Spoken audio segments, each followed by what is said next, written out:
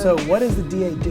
What does the district attorney do? So we're responsible for prosecuting every crime that happens in the city and county of San Francisco, right? So from driving under the influence to murder, anything in between. So anytime somebody breaks the criminal laws and the police make an arrest, they bring that police report to us and they say, do you think we have enough to charge the person with a crime? And then we decide if there's enough information in the police reports and with the witnesses to put together a prosecution.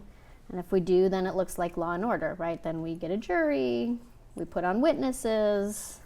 Okay, so in every TV show I watch about DAs, the DAs work with the cops because they're on the same side, right? They're finding the criminals, arresting them, prosecuting them.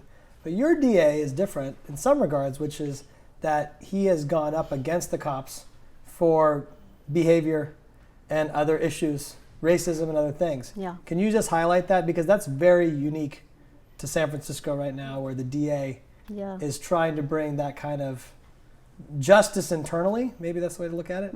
But there has been a lot of discussion around that.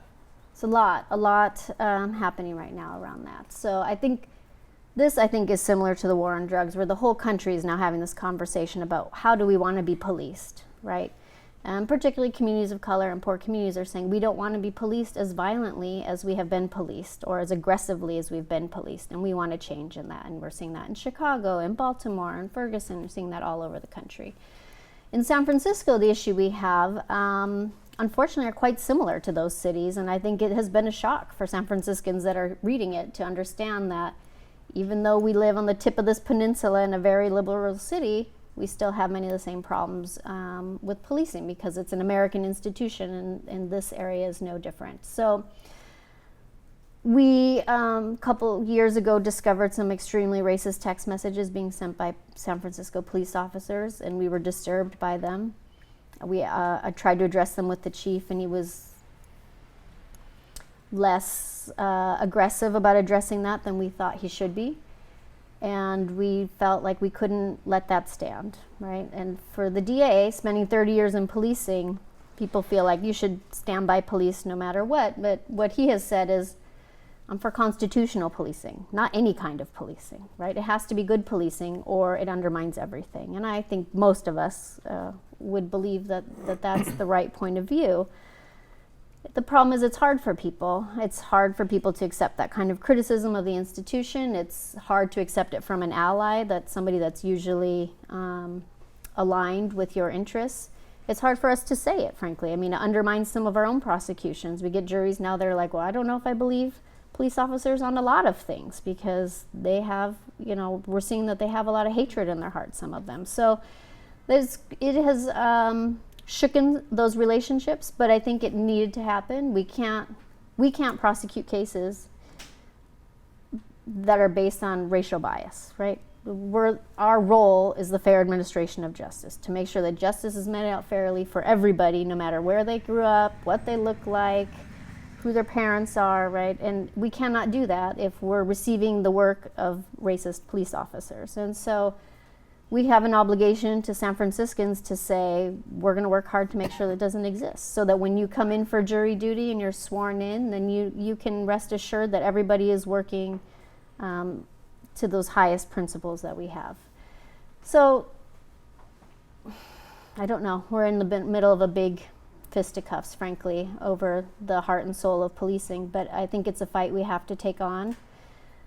I think San Franciscans deserve a world-class police department. We have the highest paid police department in the country. We have the highest paid police chief in the country. I think that should be teamed up with the highest quality work and the highest caliber of police officer we can find. You shut down a massive jail that was about to be built here. Yeah. Or you helped with that project. I did. Can you talk about that? Yeah. Last year, San Francisco wanted to build a new jail. $300 million to build it, another $300 million to finance it, so over $500 million. The question we had was, we have currently 6 jails spread around San Francisco, and they're half empty. So we thought, it's unclear to us why we need another jail if half of the beds are empty right now. And the response was, it's in a dangerous building, and that building needs to be condemned. That building is where I work. I am not being moved out of that building in the same conversation, so I question if it's, we should probably all move then, but that's not in the works. And there was just a sense that like we could build something new instead of work with our existing resources, and questions about whether those beds were the right kinds of beds for those types of inmates. And I just questioned the math a little bit, frankly, and the diligence that people were putting into that, right? Those are our taxpayer dollars. I don't want to spend $300 million if we don't have to. That feels to me wasteful. If we can reconfigure an existing jail to suit our purposes better. So I think from the community perspective, really feeling like jails don't solve any of our problems, right? A small segment of our population needs to be incarcerated, and probably for very long periods of time, but most people do not need the lengths of sentences they receive, or maybe even any sentence at all is not really what's going to solve their issues, right? And so interventions are certainly needed, but the question is whether jail is always the right intervention. So tactically, like, what's the campaign look like? These are all campaign strategists. How did you use PR and marketing to shut this jail down? So I think we sort of approached it from two angles, right? The DA took a very within government, law enforcement voice approach to this and said, I want to be a good steward of taxpayer dollars, and this does not feel like the right approach to me. And then that was a parallel effort was run by the community that was much more aggressive and like in the supervisor's offices telling them, we won't support you and we don't support a jail. And if you're the kind of supervisor that votes for a jail, you're not the right supervisor for me in my district. And so you're going to hear from me. And they ran a Color of Change campaign. They got petitions. What's that they Color signed. of Change campaign mean? Color of Change is, it started after Hurricane Katrina. And the idea was to try and get more eyes on the issues that were affecting the Black community that would replace sort of the traditional organizing of marches and protests. And so Van Jones and James Rucker and other folks said, we need to go online with our organizing because that's where people are. So how do we harness the concern people have for what happened around Hurricane Katrina or the Jena 6, and how do we do that on a mobile platform? So they started that, and now they take on campaigns, and they took on, they've done a whole host of campaigns. It's like a MoveOn.org type kind of. Yeah, but focused movement. specifically kind of on African American issues. Got it. So, I look at our team here. I think about some of these folks have lived here for a while. Some of them have just moved here. How is like the new San Francisco, which I'll define as sort of an influx of tech workers to the city, maybe an increase in population, economic disparity maybe widening. How has that impacted what you do? Does it impact your world at all? Sure. Yeah. And how so? I think it impacts everybody in the city. Even the newcomers are impacted by how the city is changing, right? And San Francisco is a special place. It is a unique point of view as a city in the country, and I think it behooves us all to try and preserve that, even as we change, that we make sure we hold on to our quirkiness and our irreverence as a city. Are we losing that? A bit, we are. Oh, it's just,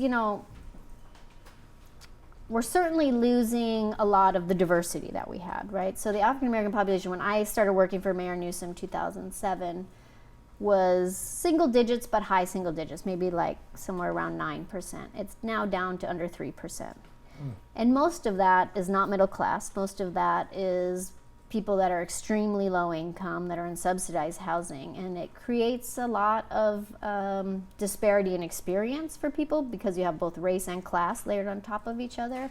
And you have a lot of voices that aren't heard or registering in the process. And there used to be more middle-class communities of color that could carry those messages forward for people, and we're losing some of that. And I think what we need to do is all understand our role in a major American city, that we need to be shepherds of those voices and those concerns, even if they're less visible, right? And we need to make sure that we are maintaining a city that every type of person can live and thrive in, and not one where only the wealthiest, most educated can call home. And I don't think anybody wants that city. I don't think that's why people move here.